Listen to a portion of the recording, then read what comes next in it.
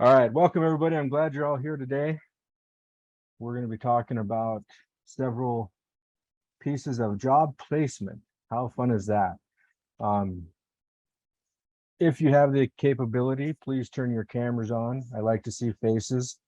I feel like I'm talking to people instead of machines, and that makes me feel more comfortable.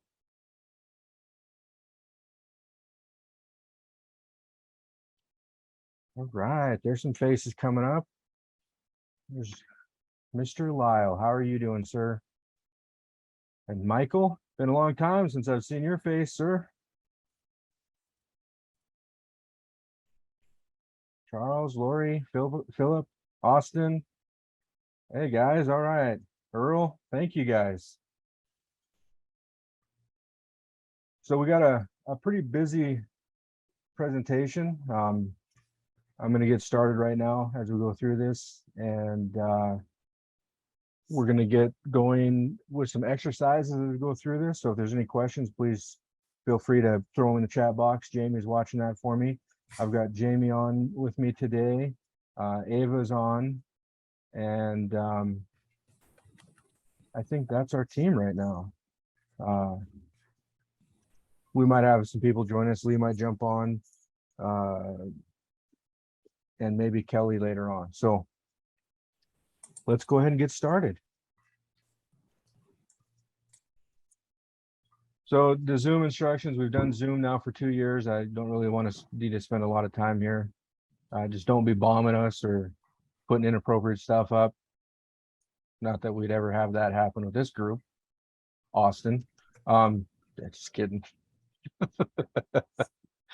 Austin and I share memes back and forth at KNR, so it's always a good, fun time. Webinar objectives. We're going to review and analyze the importance of placement planning process and the tools that go along with that. We're going to learn about multiple approaches to employment placement, and we're going to assess strategies for maximizing the efficient use of those resources and providing those placement services to eligible participants. So that's kind of the objective. We're going to go through this in this training. So we're going to have some tools and strategies and hopefully a really good, robust discussion. One of the first things we kind of need to look at is the pre-planning process. What is pre-planning? You know, so many times we just jump into an IPE, we get services going, and we don't even think about what that job seeker is going through, right? So we get them eligible, we get the plan in place, we start providing services, now just find a job. Well, a lot of times we have to step back and ask ourselves, is that person work ready? Have we captured all of the needs of this individual in finding employment? Are we going to be able to find a career for this individual, or are we just finding a placement for the person? If we start to look at just that perspective alone, are we finding a career, or are we just finding this person a placement? That is going to shift your approach to the placement services that you're providing. Have all the assessments been completed, and have you had a chance to work with that job seeker and going over the results of those assessments? Were they able to complete all the work duties as required? Were they able to maintain their daily schedule and their stamina? And did you talk about why and if they could or could not do that? We've had a chance to talk to that seeker about the 30-day placement plan, and I'm going to talk a little bit more in depth about the 30-day placement plan as we go through this. We want to talk about what it involves, and that's how we start to get that buy-in from our participants. If they understand what is taking place and why it's taking place, then they're more invested in actually following through with it. And then we need to know what jobs are being sought, right? That's the informed choice piece. We don't just place people in employment. We follow their lead in finding what type of employment they want to have. So it's their informed choice in choosing that position. Then we're going to jump into the placement planning. So that's the pre-planning stuff. You're talking to them, you're getting that information. Once we jump into job placement, then we're looking at what steps we have to take. Well, we would be looking at person-centered placement planning. So again, going back to that informed choice, having their input, having their information shared with us, letting them have a voice in this process. I found it most successful when I was working with people in placing them, that they took the lead in that. I was just the case manager, so to speak, at that time, or I was the keeper of the keys, and those individuals would go out and do the work, and they had ownership in it. Career exploration. We have to look at all the different careers in our area, which includes doing work analysis studies and making sure labor, workforce analysis, working with our one-stop centers or our workforce centers and gathering this information for our area.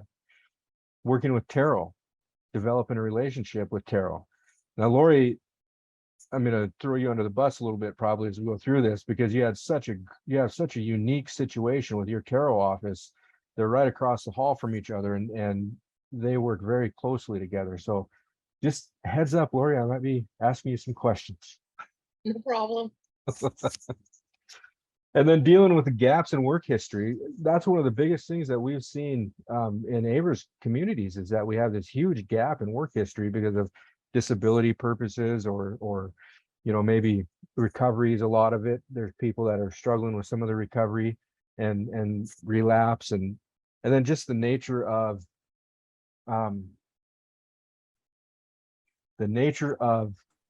financial, man, it's tough to say this in an appropriate way.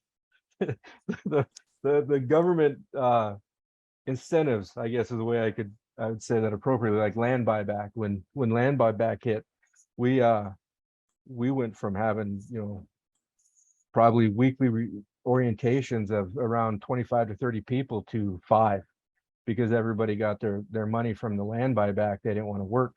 So for 3 weeks they were rich and they didn't need to work. So just a lot of that type of stuff happened. How do you deal with that? How do you develop a resume to look at the gaps and approach an employer with that?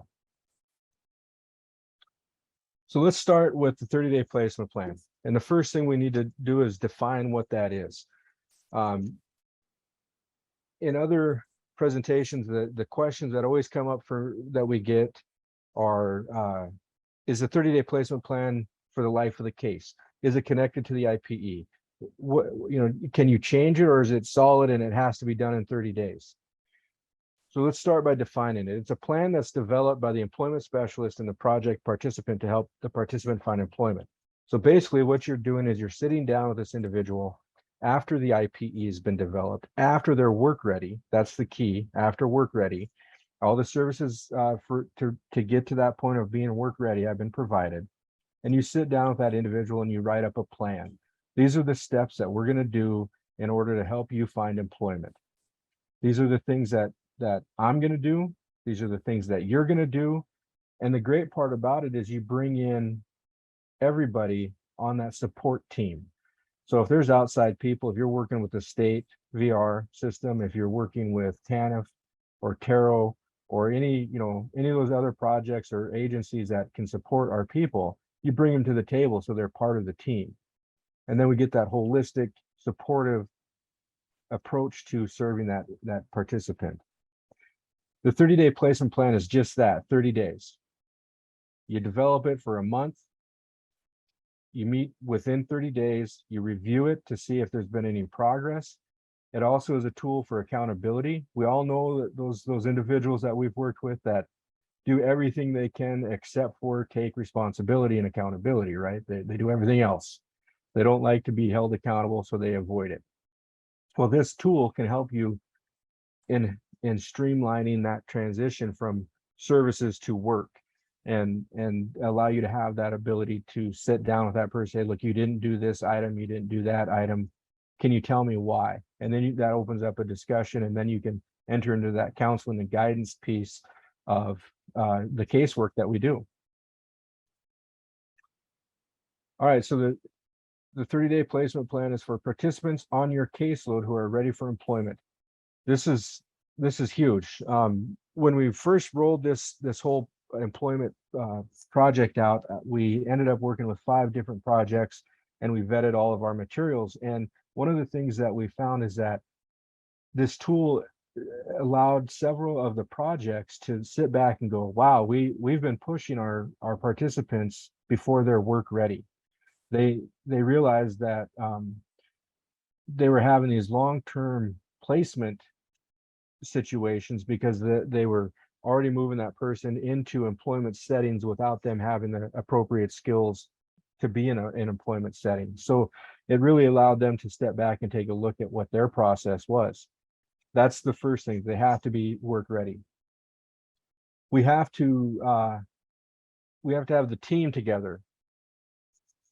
If we don't have that support team working, and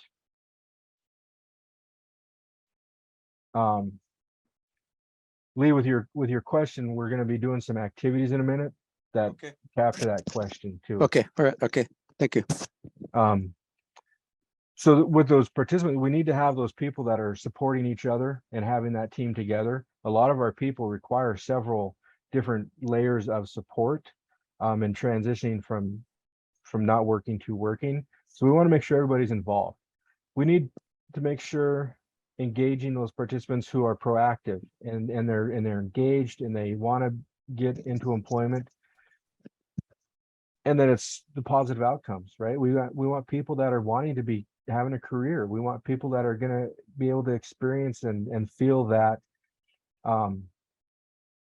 that reward of having money to buy stuff for their kids, money to buy food, money to buy those items in their communities, and then also becoming a citizen who gives back to that community.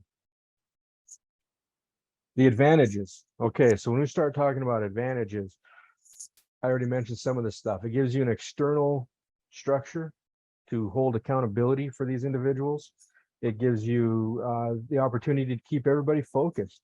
I don't know about you guys, but when I was meeting with teams, there's a lot of times that it was like trying to herd cats in those team meetings because everybody had a different situation they wanted to address. They had different ideas of what that person needed, and a lot of times nobody listened to what the person was saying. Nobody, they'd never ask, hey, Jane, what do you need from this process? It was always about what they needed. So it allows us to keep focused on and on track of what's happening in the job search.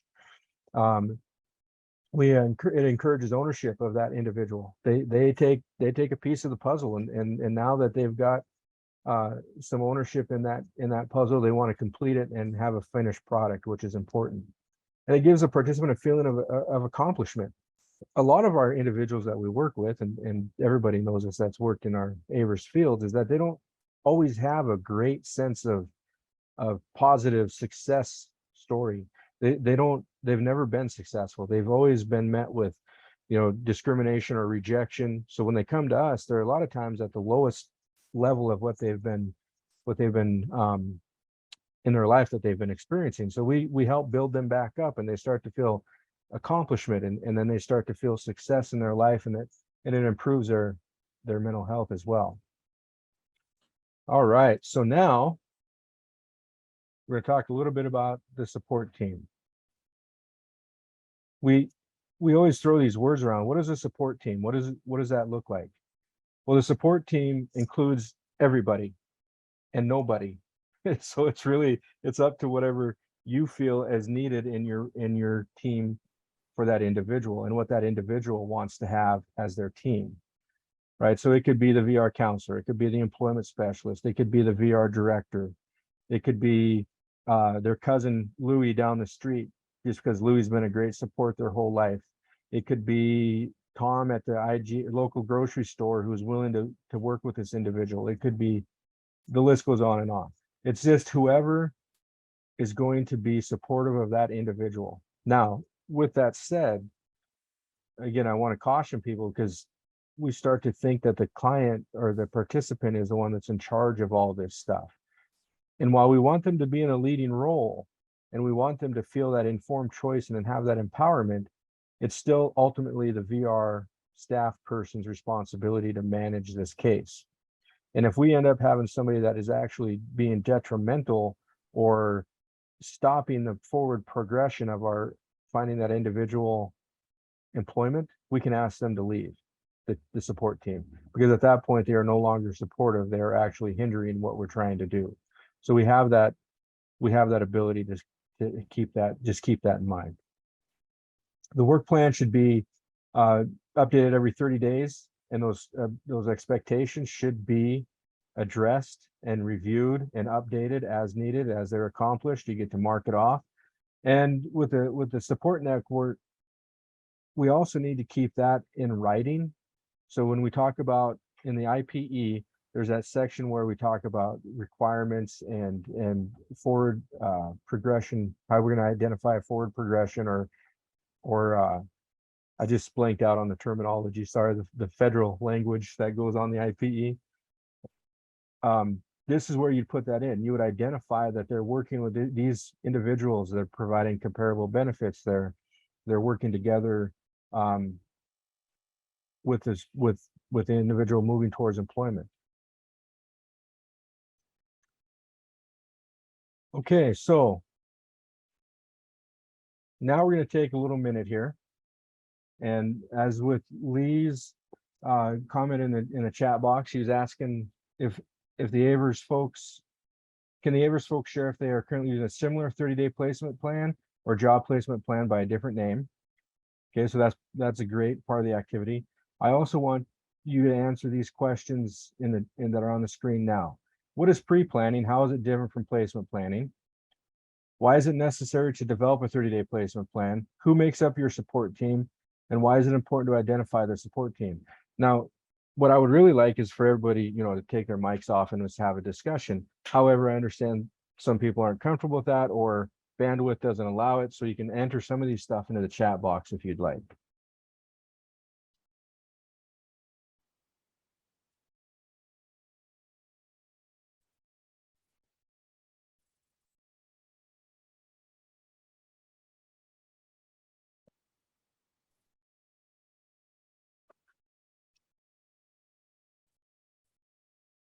Hello.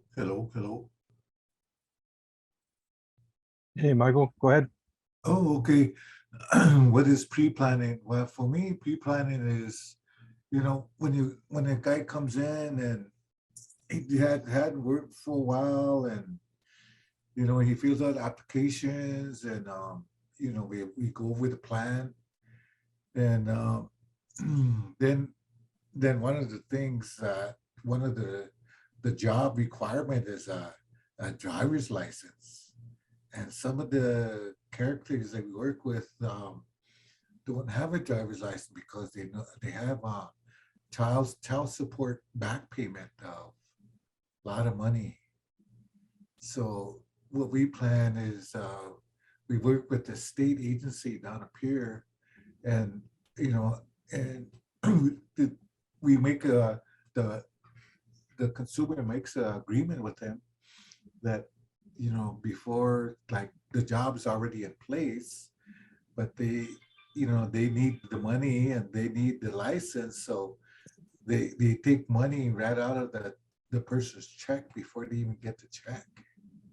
So we get that going, and then and everything to pre-planning is that see if we can pass his background check. The different legal things that he might have on him, or even a pending charge. Some of them, they won't work with us until that's cleared up. And how is this different from placement planning? It's really different because when you do your placement planning, the legal stuff comes in again, and the job requirements comes in, and when you place it, and see if they're physically fit, because some of our consumers, they're kind of older in age, and some of them have really, really things that are physically that they can't do, like even lift, even standing up at a certain long periods of time. So, we have to do all that stuff, with the job requirements.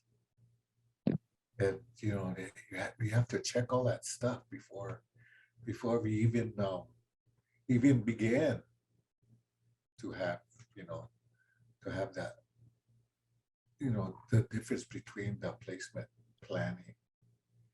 It's kind of a slow process, and some of them kind of get upset or get angry and all kind of stuff. I tell them, we gotta go through this. And those are great examples of some of the pre-planning and then the actual on the site placement type planning. Thank you, Michael. Okay. Jamie, I see your hand up. Yeah, I just wanted to share my own personal experience as a VR counselor. Pre-planning for me was, starting at the intake meeting and just talking with the individual about their employment goals. And it gave me an idea right away, are they seriously looking for work? And if so, then I just gave a little bit of homework. I shared an informational interviewing form with them, and just talk to them about their job choice.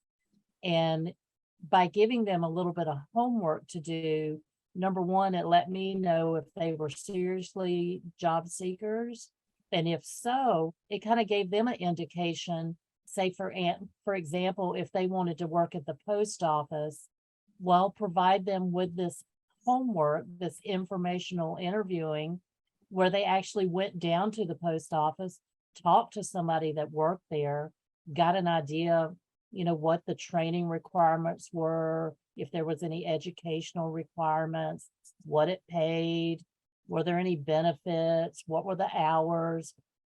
And if they brought that back to me to the second meeting, then I knew that I had someone that I was ready to put a lot of time and effort into helping them with their employment goal. So that's just a little bit of kind of pre-planning the way I addressed it.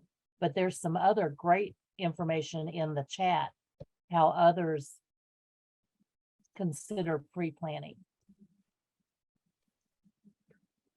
Jamie, you want to go ahead and chat about the stuff in the chat, please? Yes, sure. So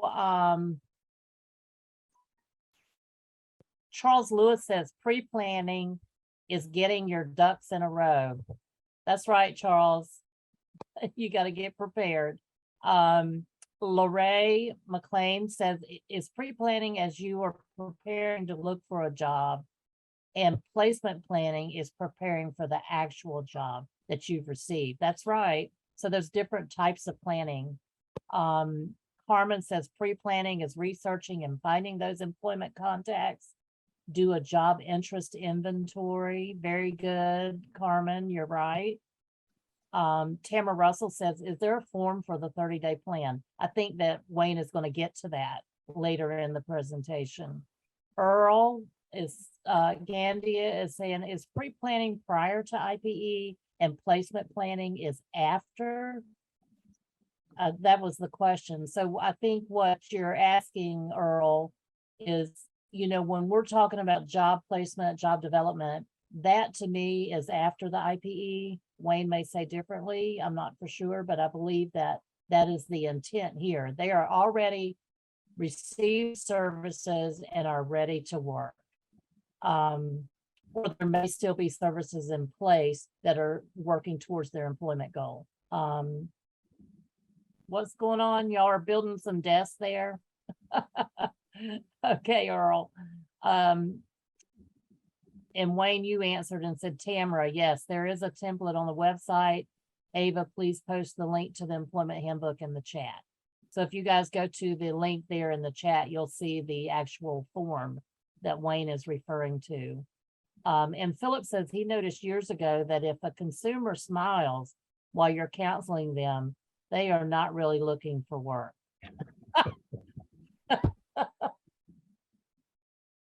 That's hilarious, Philip.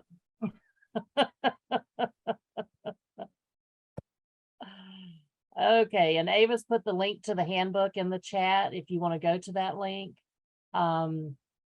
And Wayne went on to say, Earl, pre-planning can occur after the life of the case. Placement is specific to after the IPE and the individual is work ready. So job placement is after you have completed the IPE and prior to them going to work. So they are ready for work. Oh, Earl says it was rhetorical. It was a statement, not a question. Okay, anybody else want to answer any of these other questions? You know, I'd like to hear who makes up your support teams, because that's so different across all of our projects. Our communities are all different, and I'd like to know, I'd like to hear some of the different support teams that you guys come up with.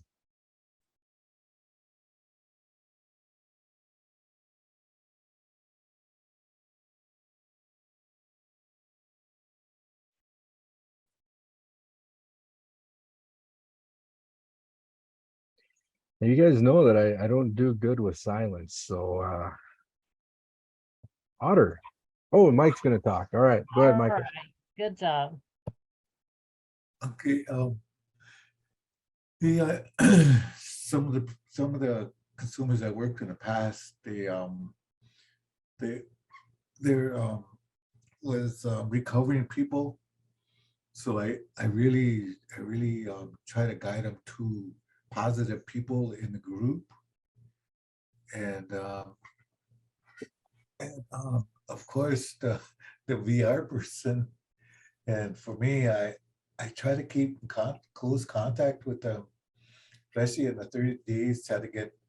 Try to message him or call him daily during the work day, when they have a break, or talk to the person that's training them in that placement and the agreement for the 30-day.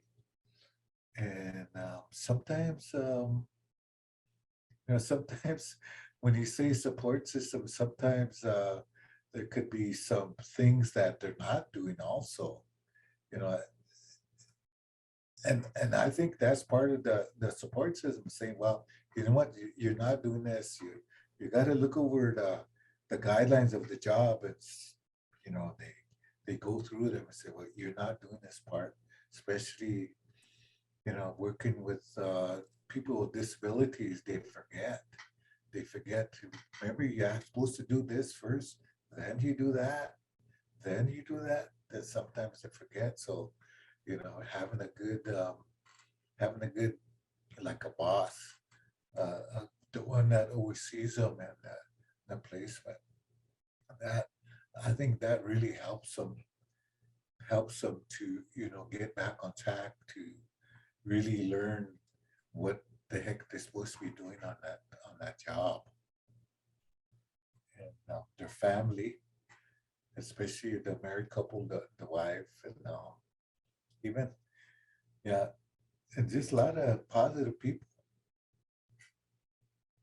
So that's all I have for now. All right, thanks, Michael. Jamie, I see your hands raised. Yes, I just wanted to read some of these comments in the chat.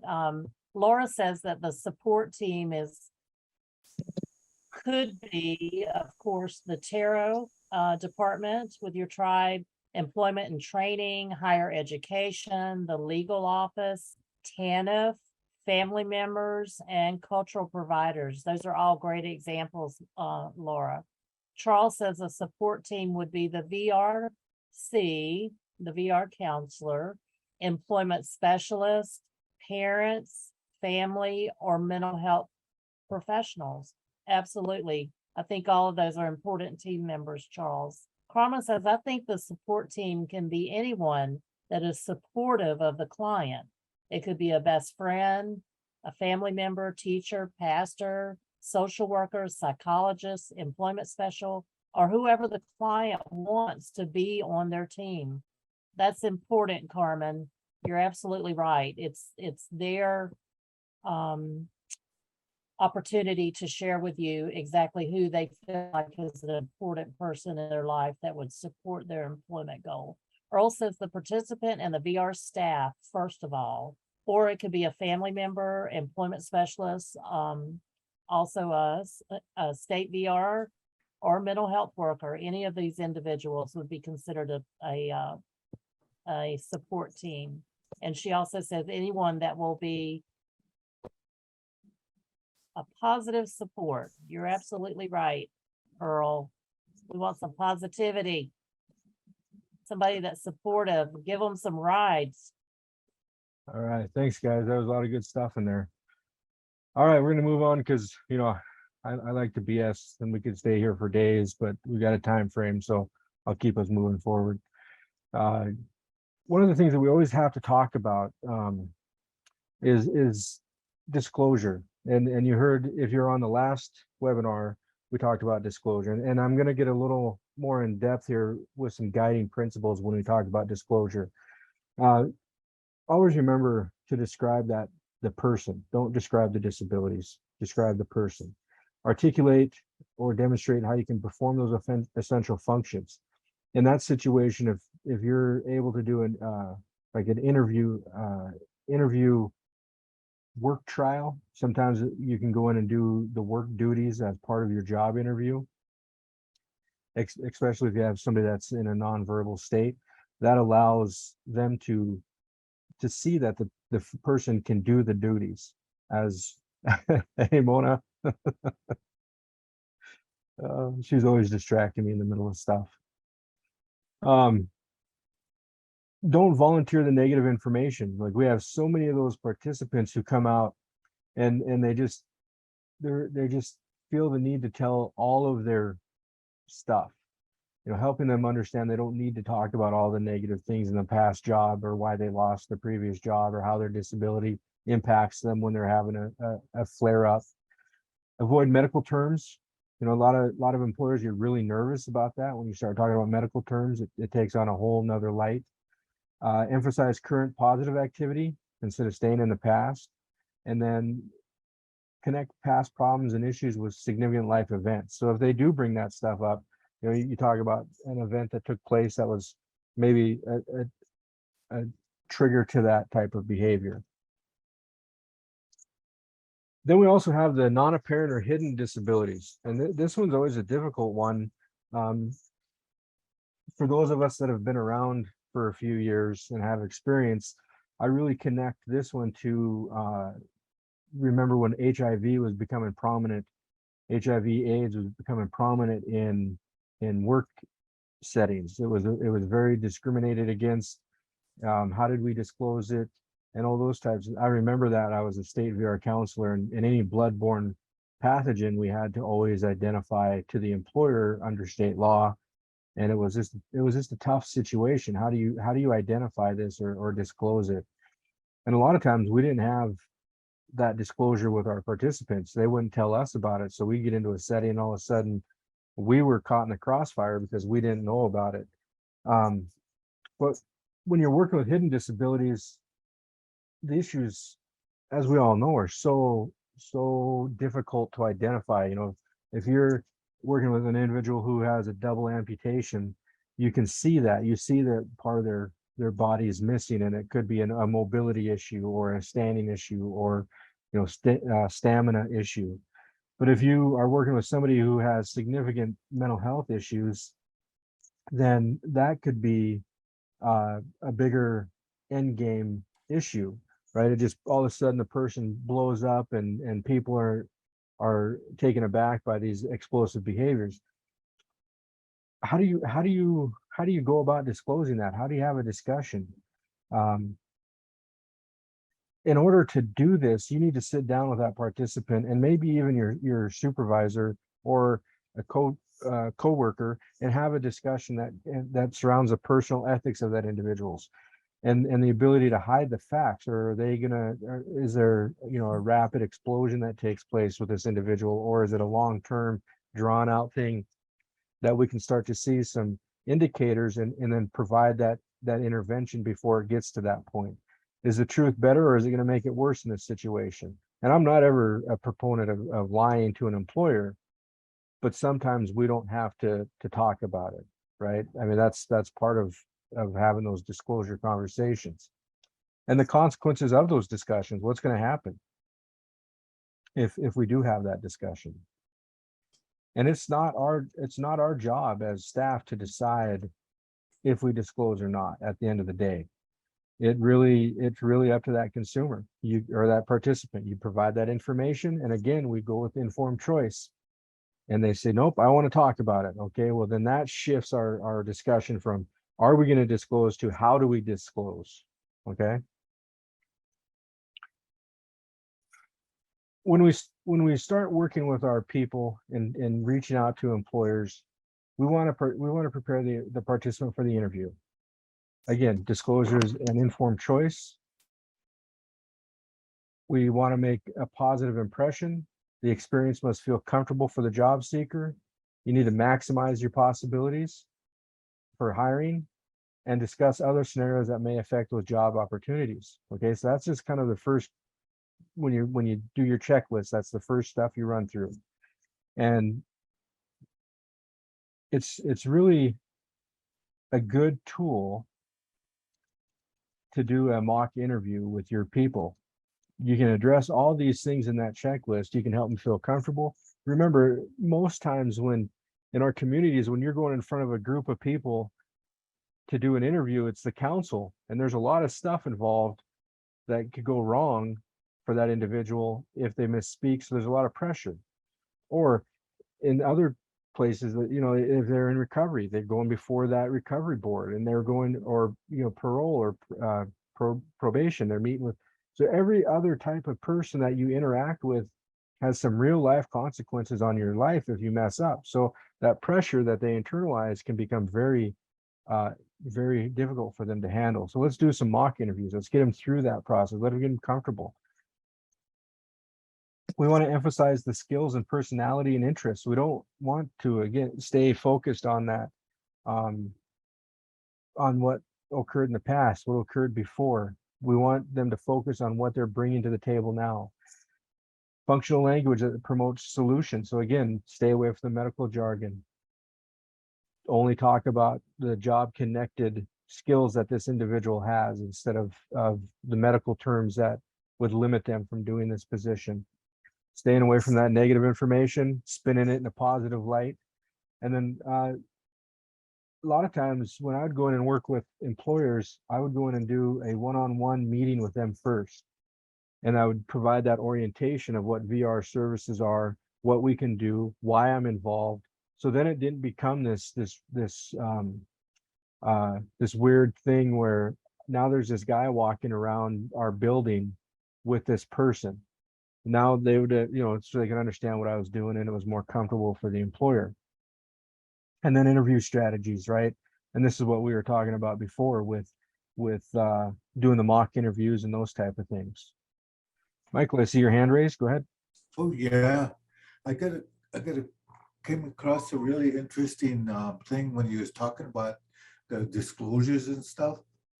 I was working with an individual. I mean, this person was highly intellectual. I mean, a person with degree upon degree upon degree. And she was pretty smart, good. I mean, she around here you see her. She did a lot of business, soft business person. But yet she came to us, and she was just visiting because I went to school with her, and she was really an uppity person. But she started disclosing a lot of stuff, and I told her that, I said, you know what, I'm not a psychologist or a therapist, but we can refer you. I think we should try to address some of these things before we talk about put you in a placement.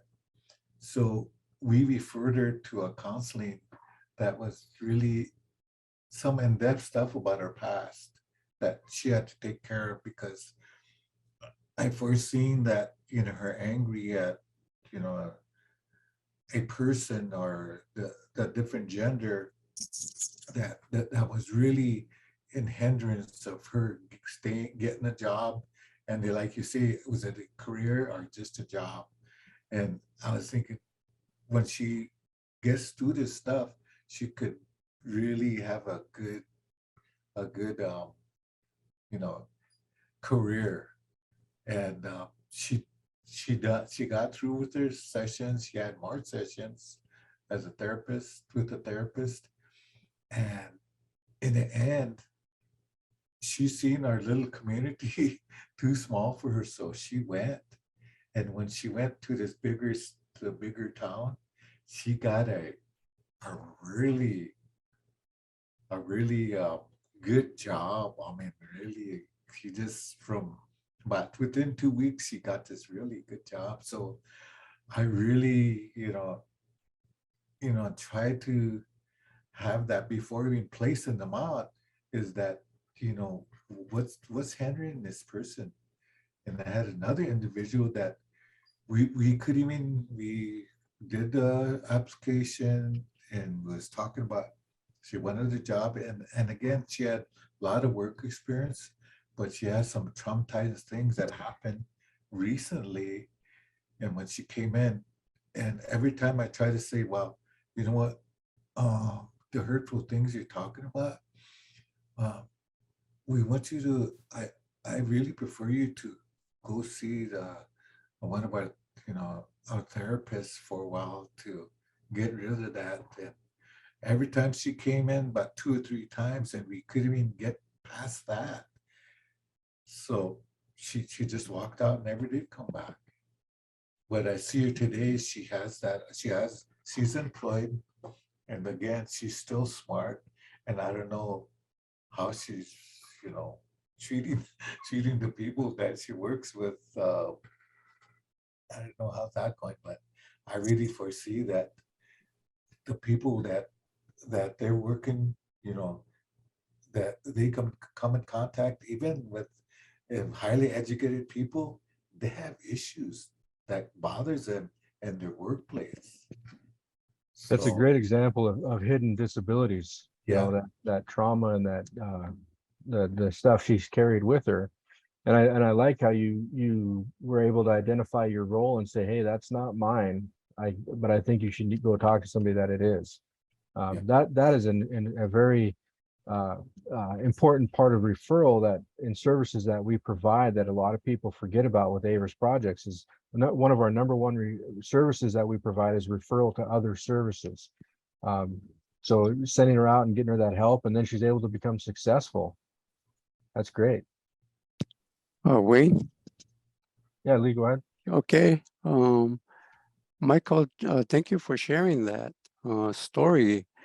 I'd like to share a story that I believe will shed a different perspective. In my recent visit out home to Hopi, I met up with one of my friends, a former classmate from way back when. And she was sharing with me that she had a change in job due to the COVID pandemic out on our reservation. And she said she had some misgivings about applying for this particular job because it required a college degree. But she went ahead and submitted her application, and she was actually called in for an interview. And all the folks on the interview panel were Hopi and folks that she knew, and were tribal employees for quite some time. And so she informed me that as part of her introduction, she introduced herself in Hopi, her clan, her family, what school she attended. So when the questions were being posted in all in English, for each question she responded in Hopi. And she said she walked away from the interview really upset with the interview committee because not once did they come back in response to her in the Hopi language.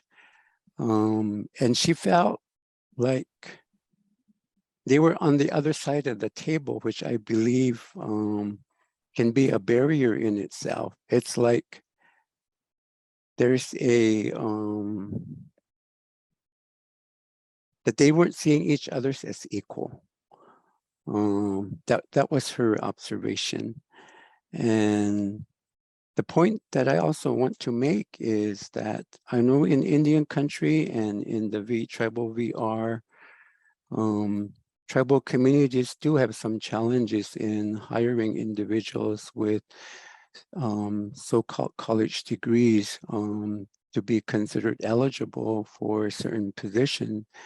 But I've also recognized, and I have a high respect for individuals who may not necessarily have that piece of paper or the alphabet after their name to be very committed, very passionate in working with this target population, and will go and do everything and beyond the call of duty to assure that our tribal relatives with disability are provided quality services and are prepared appropriately to seek and prepare for gainful employment.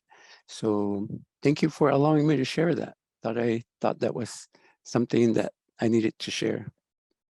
Thank you, Lee. And thank you, Michael, for sharing. Eloise, go ahead.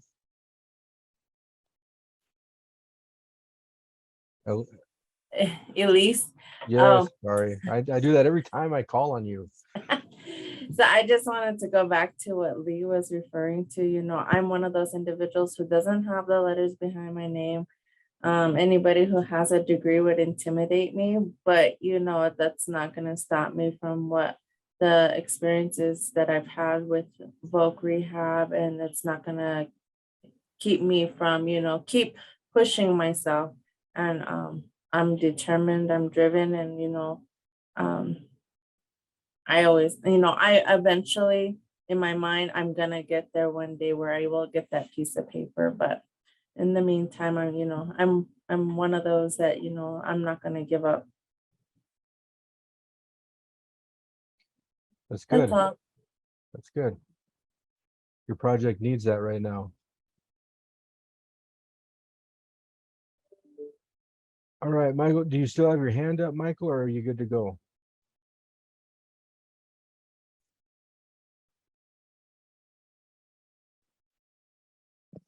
What was that? Do you still have your hand up, or are we good to move forward? Oh, we're good to move forward. Okay, just wanted to make sure before we move forward.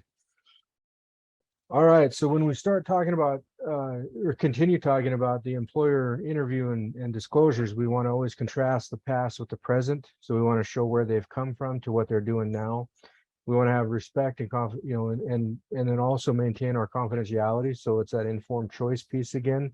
We don't disclose or talk about stuff the consumer or the participant doesn't want us to engage in. We want to make sure that our participants are instilled with confidence and commitment to the interview and interacting with those people. And we do that through our counseling and guidance and providing them the support needed to get to that point.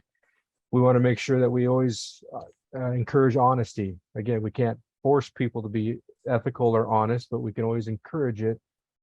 And then we want to follow up with those employers. The biggest piece that I've heard in all my employment specialist experience is that people apply and then interview and then they never follow up. So they kind of let those people that are more invested in following up quicker or more often have the opportunity than somebody that maybe could have had a shot, but they just chose not to follow up. Accommodations. This is always a tricky slope as well. It goes along with the disclosure conversation. Do we acknowledge accommodations during interview? Do we acknowledge it after they've been hired or offered a position? All those questions come to mind when we're trying to develop that accommodation need. As an advocate that is accompanying the participant to the interview, you want to make sure that the employer is aware of it, aware why you're going to be there, why you're participating. You don't need to disclose the disability of that participant, but you need to at least provide that information to the employer of that you're going to be attending and this is why. Alternate testing format, so that if they are involved, they have a skills test or a personality test to be as part of their application or interview process. Talk to that employer, see if you can't get some inside information on how to address this or respond to it. When I was placing people with Albertsons here in Montana, I got to know the store managers, all the store managers really well. And they actually gave me the answers that would get individuals hired for their personality test. So, and maintaining my previous slide about honesty, I would honestly give them the answers so that they could get the job. I would tell them how to do it, or I wouldn't fill it out for them unless they couldn't manage a computer. I would give them the answers and they would fill it out. But that was a great tool for us to get around and help people that normally wouldn't have been able to get the employment, those jobs. Situational assessments are great. The community-based work assessments, those things that they can help. You can use them as kind of the gateway to employment. However, don't get trapped in that where you're providing assessments for every position. That's a difficult situation. The tribe I was working for as director found out that we did those things, and they used us for their seasonal employees until I caught on to what was happening, and we quit doing assessments with our tribe. They would never hire our people. But they would sure take our free labor. And then you can also do a hire on trial basis. Those situations are a little more difficult to develop because sometimes participants see that as a waste of time. But every time you do that, if you set it up correctly, you can track skill growth and acquisition for those clients or participants. And it actually can help develop and fill out some of those gaps in work history on the resume. Now, this is just some legal jargon that shows that accommodations are required. I'm not going to read it. You guys all can read. If not, let me know and I'll get you a copy of it. This is important because a lot of employers get freaked out when you mention accommodations. They think it's going to cost them millions and millions of dollars. And really, sometimes the accommodation is just a 2x4 under a desk. So it can be a really low tech accommodation, no cost to low cost. But then there's sometimes where, I paid $35,000 for a lift on a tractor. So a rancher who was a quadriplegic could still drive his tractor. That was important to him. He wanted to be part of the process. So we paid for that. Okay, so now I'm going to kick it back to you guys.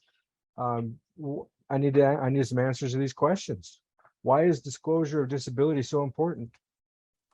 How can you support the participant in preparing for an interview? What is the impact of a hidden disability on the placement process? And how do you determine accommodations for a participant? You can answer all these in the chat box, or you can answer one or two with your microphone. Yeah, Philip, that was a cool case I worked on. That was a neat one.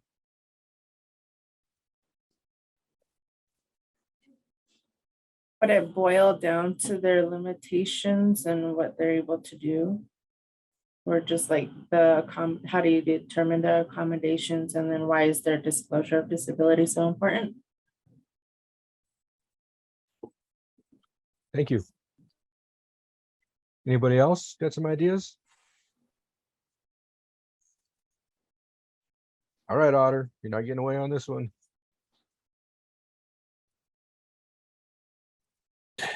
Okay, I will take the second question. How do you support the participant preparing for an interview? Okay, so we have currently a small closet that we provide individuals that don't have appropriate attire for such interviews. Button-down shirts, jackets, nice shoes. Simple. Nice denim pants, no holes in them. None of that new grunge look. I like to focus on with my clients preparing for an interview is how they sit in the seat. how they engage, how do they respond, the nervous tics. So I take notes on, we'll do like a mock interview, and I'll just write down quick bullet points on what I need to work on, what the individual needs to work on. And then we come together and we'll do maybe 1 or 2 more mock interviews. Sometimes, you know, a lot of the times employment with the Shoban tribes comes on a point-based employment. So you have a certain score after an interview, and the employment depends on your score. So we let them know that some interviews end up like that. They can be gauged on scale. Sometimes preparing a resume, conforming it to a certain job placement. And especially the number 1 rule I have is their confidence. They have to be confident that they are going to give it their best and overall will feel good after the interview. The confidence in the seating is one of my most important roles I prepare my consumers for. Thanks, Abby? R. Thank you. Tamara, I saw you had your hand raised. Oh, I was thinking earlier when you were talking about supporting, helping people kind of get ready for employment on the last one, like, you know, the temp hire thing.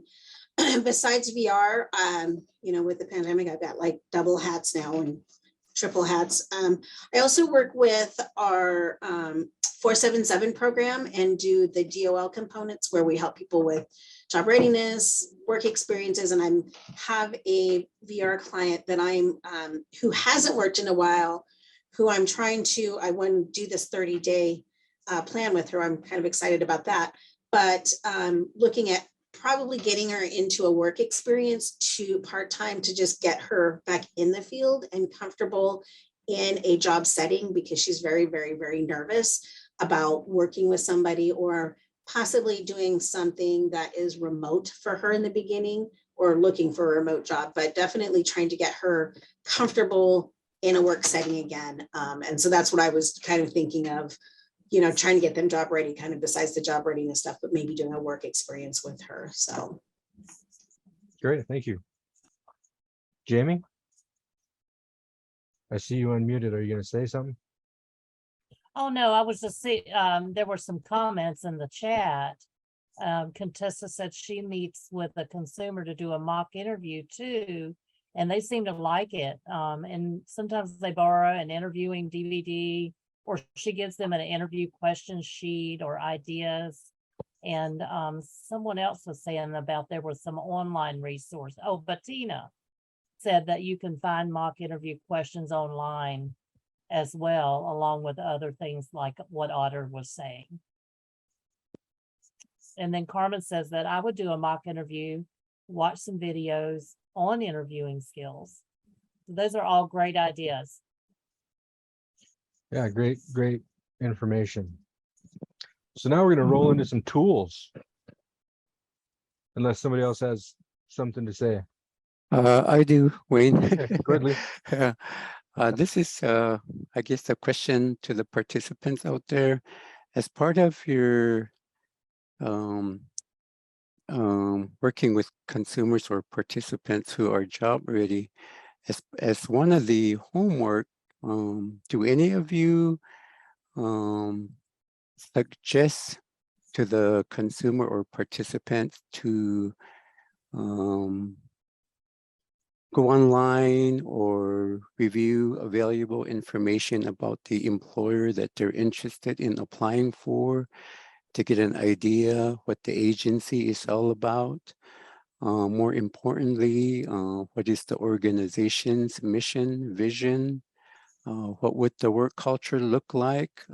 Do they envision themselves to be in that work setting? Does any of that occur for any of you counselors, directors, employment specialists?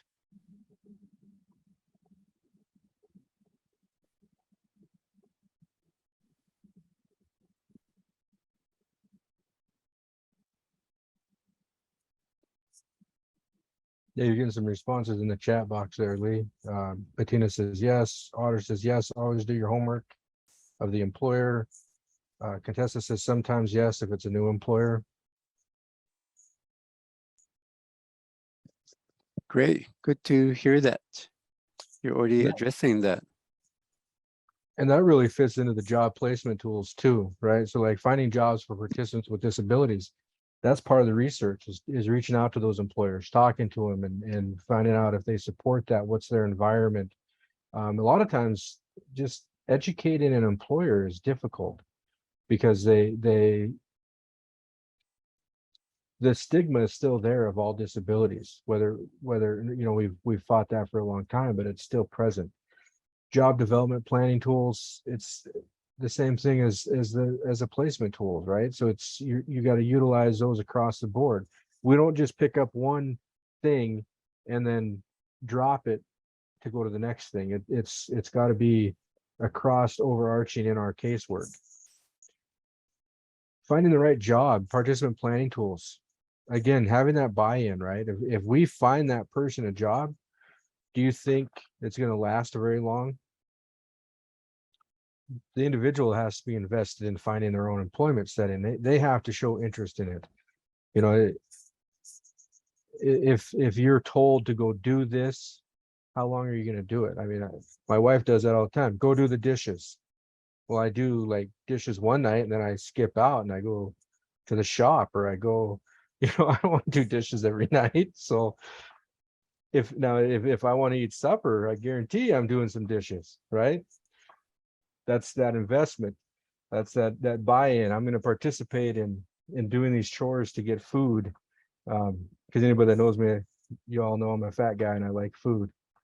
So we got to figure out that treat for those participants that are in employment. What brings them that desire to work? What field engages them and engages their passion to help them make this a career instead of just a job? We got a lot of stuff happening in the chat box here.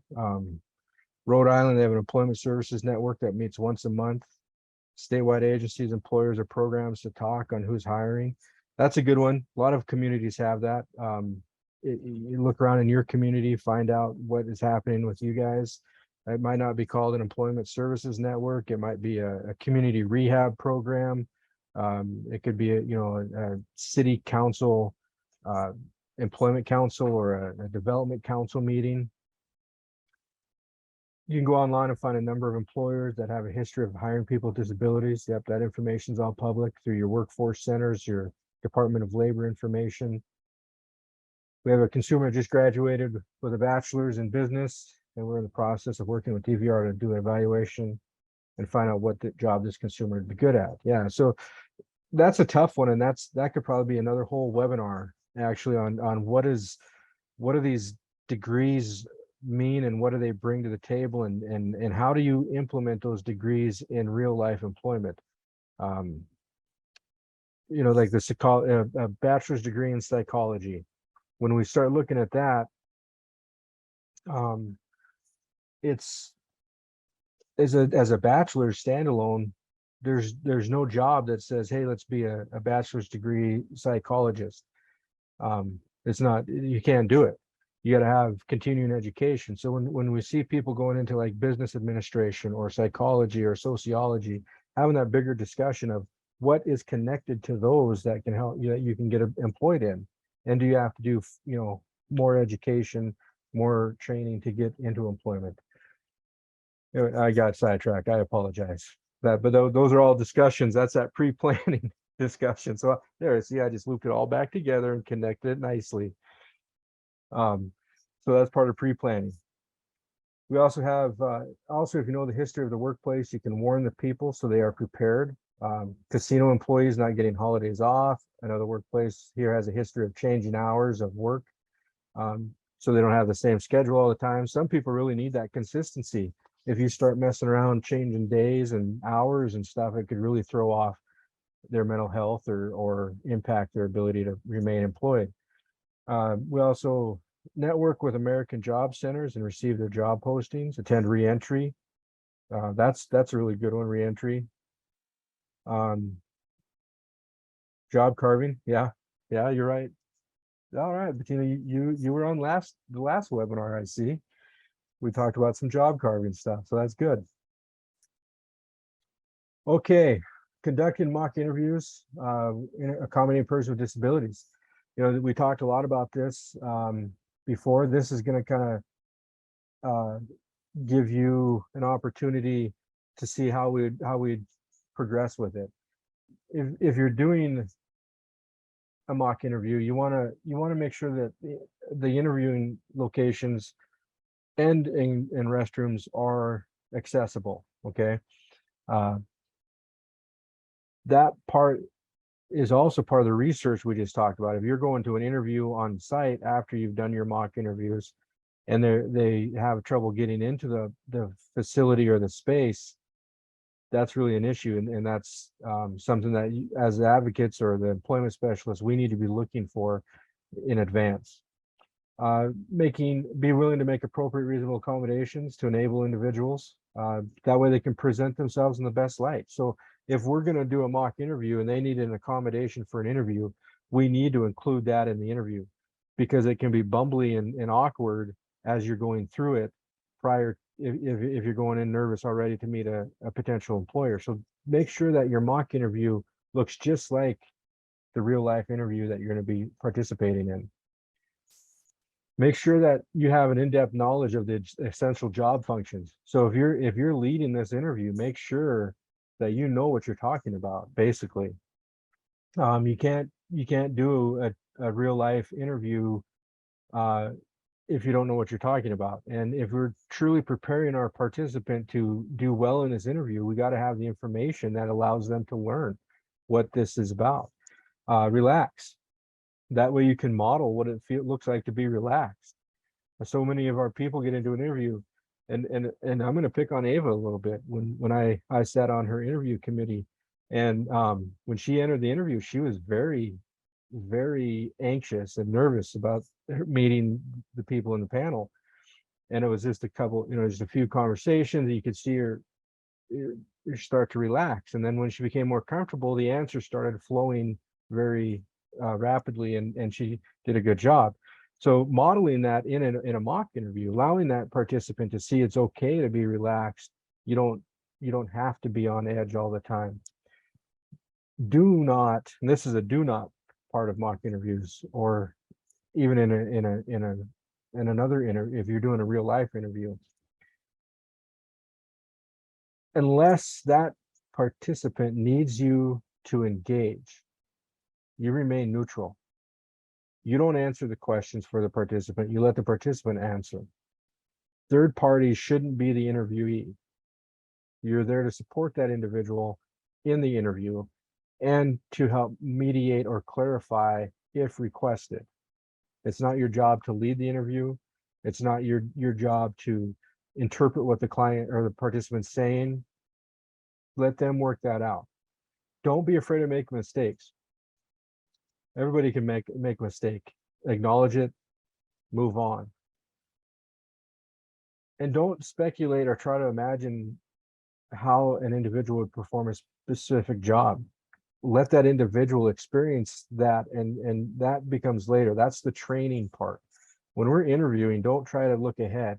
Wait till that individual is employed, then we can go in and do some training to support that individual in that position.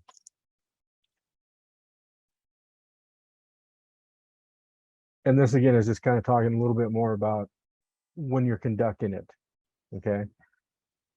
Because at the end of it, all these pieces come together, and this is what we get, okay? So this puzzle piece is really the product toolbox. And it really, for me, wraps it up nice and neat. We have discovery. So this is where you're finding the employment. You're looking at, you're discovering what's available in the community. We also have recruitment. So this is employers reaching out to us saying, hey, I've got these open positions. We have screening. Now that language isn't really liked in the AIVRS world or the VR world. We don't screen applicants. We don't screen participants. But in the workforce, in the Department of Labor and Industry, that word is used a lot for, screening applicants and skills. We also have talent development. So that's the skills accusation piece. That's the training. That's the, whatever certifications that are required, that type of thing. Technical assistance. So that's, we come in on that piece of it as when we're working with our people and finding them jobs as an employment specialist, you're in there providing them technical assistance, maybe getting a username developed so they can get paid, helping them do their direct deposit to their bank account paperwork so they can get paid, whatever is there. The other piece is networking for HR business leaders. If you look through the handbook on our website, the employment handbook, we have a whole section on business liaisons and the business services piece that now is required for AIVRS or VR projects to encompass. And part of that is networking with your businesses in your communities and your service areas. If you don't know who's in your community, who's hiring and who's has open positions, you're not going to be able to successfully place those individuals into employment. So it's really important that you network. Then you need to make connections with your local or regional economic development centers. Every county in Montana has an economic development center, and so I don't know what it looks like in your region or your state, but those guys have a ton of information, but they also provide a lot of training that's no cost or low cost that we can send our participants to get that additional support and services. Market research, labor analysis. Nobody likes doing that.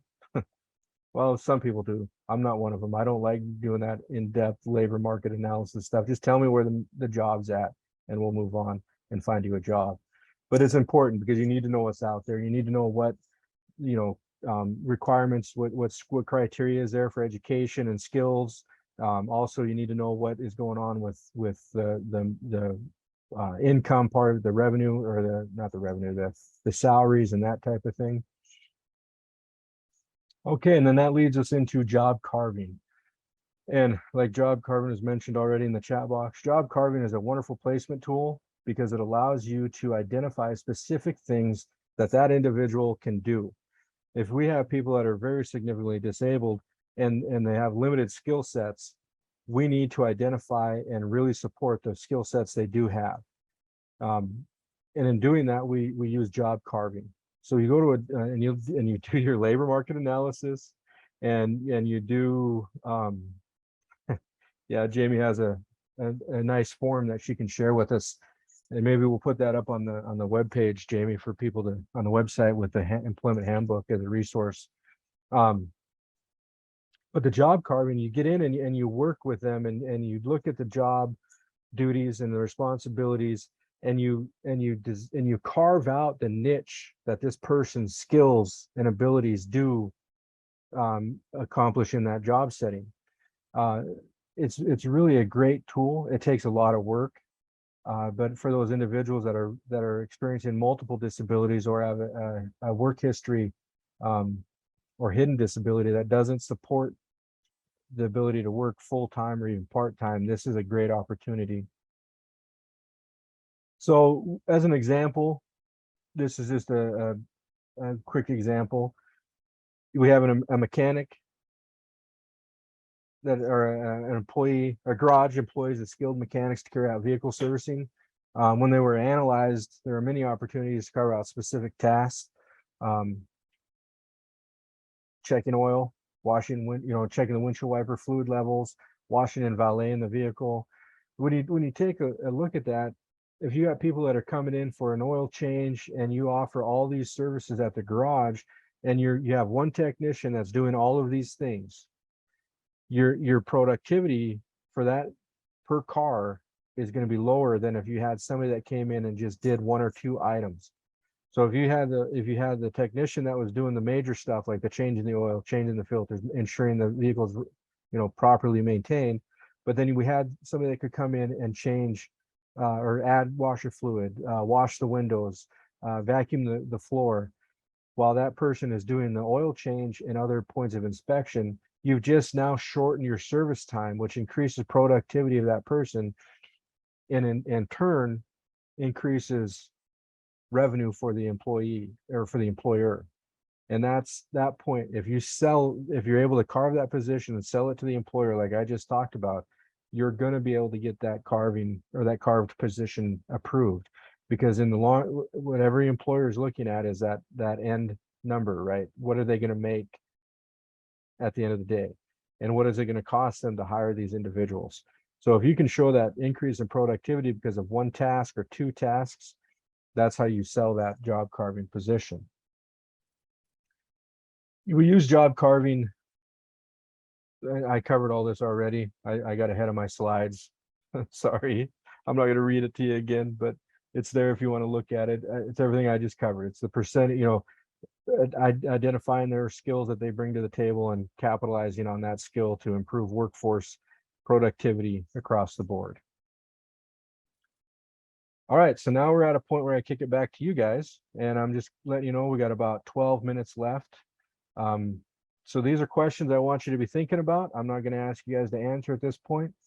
Just be thinking about it. It's going to be in, if you want these slides, we'll have them in our AWU, a link to it, so you can go in and pull this PDF and have it. But you can also go in and watch the webinar again. I'm going to keep moving forward. Soft skills. This is a huge piece of placement, making sure our individuals are work ready, they understand what's happening, they have the skills to go to work. We take into account their personality traits. We take a look at their marketable skills, and then we combine all that stuff with skills they've learned. So those three things come to play in developing the soft skills that are marketable for employment.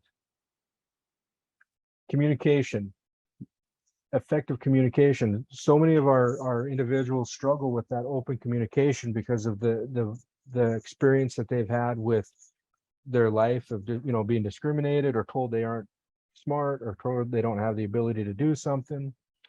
We want to help them learn active listening skills, have that confidence. We've heard confidence mentioned several times today, and just have that ability to communicate effectively with everybody in their environment. Problem solving. So a lot of times when we deal with people that have dealt with multiple disabilities or multiple issues in their life, problem solving becomes a big issue. Immediately they start to catastrophize all activities in their life, and everything becomes a catastrophe. And it's huge and it's out of control. We can't fix it. So to help them problem solve and learn how to be to decatastrophize their situation so they can look at it objectively is very important, especially when we're looking at on-the-job type incidents that happen with coworkers or customers. Creativity. How do you gotta have flexibility? You have to have the ability to adjust and move forward in your work setting. You have to have that passion and curiosity to pursue, to excel in your work setting. Why does it work this way? How can I make it better? How come this customer, we can continually see this one customer struggling? What can I do to make that customer's experience here better? Adaptability. We get very rigid. People, and this is coming from experience, people with disabilities get very rigid in their approach to life because we know what works and we know what doesn't work, and we don't want to be faced with overcoming another barrier. There's a lot of times, I get frustrated when with my limitations because I'm tired of figuring out new ways to overcome stuff, how to adapt to it. I just want it to work, So helping those people that are in that same position understand that this is good. This is a good thing. That means that you're challenging and pushing your barriers. You're exceeding in your work life. You're moving forward. So again, changing that negative outlook to a positive. Work ethic. A lot of times work ethic is a tough one because of different generational impacts. Like I look at my daughter and she drives me absolutely nuts, but according to her boss, she has a good work ethic. As her dad, I don't see it. So she says it's because I'm old, and I say it's because you're young and spoiled. But anyways, that's, that's how that goes. But looking at that work ethic, what drives people? Why do they show up to work? We have to, and this becomes very critical for us in our counseling is we take people and we have an external value, a paycheck. That's why they go to work. They want to make money, right? But somewhere in that process, to kick it into an ethical or work ethic situation in their mind, we have to have them transform that external value into an intrinsic value. So the paycheck is there. That's why I go to work. But the motivation to work hard and the motivation to stay engaged at work is that when I get my paycheck, I get to pay for my house bills. I have a house to live in. I take care of my family. We have electricity and heat and water. And so that's how you can really start to switch that work ethic into something valuable for those individuals. All right, soft skills. Again, we're running out of time. These are some great questions I want you guys to think about when you're using this or processing and placement in your projects. These will be all available for everybody to look at. But I got to make time for, you guessed it, our survey. I know you guys are tired of hearing me beg for you guys to fill out surveys, but here we are. And Ava, you got some stuff that's going on? Right, so once we leave the session today, when you leave, you should be automatically sent to a link or the survey will open for you. So you don't have to click on the link or anything. We can still put it in the chat if we'd like, but as soon as you leave our session today, you'll just be prompted to take the survey then. And please do. We need this information to keep providing the training that you guys need or want. Upcoming, save the dates. We got Talking Circle with Lee on August 3rd. We're gonna do something unique this time. The presenters aren't me, isn't gonna be present for this session. So what Lee's gonna do is develop a series of questions, and we're gonna take all those questions and we're gonna put it on our FAQ section of our website. So we're gonna try and do something a little bit different this time and get our FAQ up and running so that all of the stuff that's discussed in that will be answered for everybody in the AIVRS projects. Make sense? I hope so. We're still working it out, but we're going to make it make sense. Then our next webinar is the VR Professional and Project Ethics. That'll be occurring on August 31st. So be watching for that announcement. That'll be coming out.